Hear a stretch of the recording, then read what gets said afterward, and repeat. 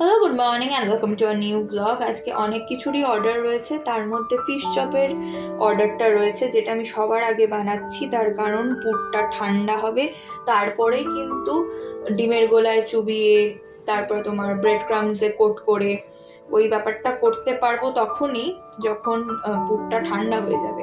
সেই জন্য সবার আগে ওটা নিয়ে বসেছি। কড়াই খুব ভালো করে তাতিয়ে নিয়েছি, তারপরে দিয়েছি সর্ষের তেলটাও ধোঁয়া ওঠা পর্যন্ত অপেক্ষা করেছি। তারপরে গ্যাস কমিয়ে দিচ্ছি হচ্ছে পেঁয়াজ কুচি, এরপরে দিয়ে দেবো রসুন আর কাঁচা লঙ্কা কুচি। আর আজকে আমি ব্যবহার করছি আদা বাটা। অন্যদিন আমি আদা কুচিয়ে দিই, একসাথে সবকটা কুচিয়ে নিই, বাট আজকে যেহেতু আদা বাটাটা অ্যাভেলেবল রয়েছে, কারণ আমি একসাথে অনেকটা বেটে রেখেছিলাম, যেহেতু রেগুলার বেসিসে রান্না হচ্ছে, তাই জন্য আদা বাটাটা ইউজ করে ফেলছি। একসাথে বেটে রেখেছিলাম, এখন ব্যবহার করছি অল্প অল্প করে। আর সেই কারণেই আদা বাটা ব্যবহার করা, না হলে কোনো অসুবিধা নেই, তোমরা কুচিও দিতে পারো। আর রেসিপি ভিডিওতে, ফিশ চপের রেসিপি ভিডিওতে আমি যে ওজনটা বলেছিলাম সেটা হচ্ছে 50 গ্রামস ইচ। ওটা কিন্তু স্ট্যান্ডার্ড ওজন। আমি যেটা করি সেটা হচ্ছে 65 to 70 গ্রামস ইচ। আমার ফিশ চপগুলো কিন্তু সাইজে অনেকটা বড় হয়। তোমরা যারা নিয়েছো তারা কিন্তু জানবে, এবং যারা নাওনি তারাও ছবি দেখলে আশা করি বুঝতে পারবে যে নর্মাল চপের সাইজ কিন্তু নয়। শুধু ফিশ চপ নয়, ভেজিটেবল চপেরও যদি 50 গ্রাম এক একটা করো তাহলে ওটা হচ্ছে স্ট্যান্ডার্ড সাইজ।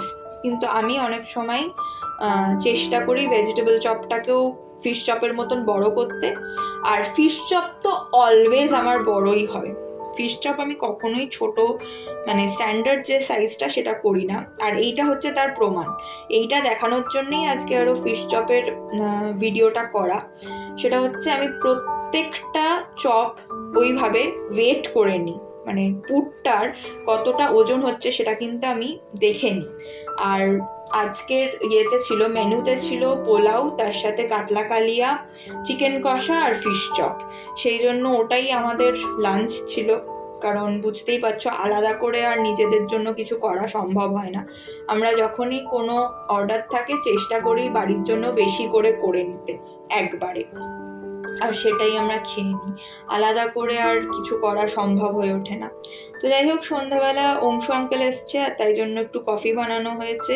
আর মা বানিয়েছিল উপমা, তো উপমা খাওয়া হচ্ছে, তার সাথে গল্প করা হচ্ছে। এদিকে রয়েছে রূপা আন্টি। এবং রাতের ডিনারে ওই কয়েকদিন আগে তোমরা দেখেছিলে লুচি এবং তার সাথে কষা আলুর দম হয়েছিল অর্ডারের জন্য, সেখান থেকে একটুখানি ময়দা মাখা পড়েছিল, তো সেটাই আজকে আমার আর মায়ের ডিনার।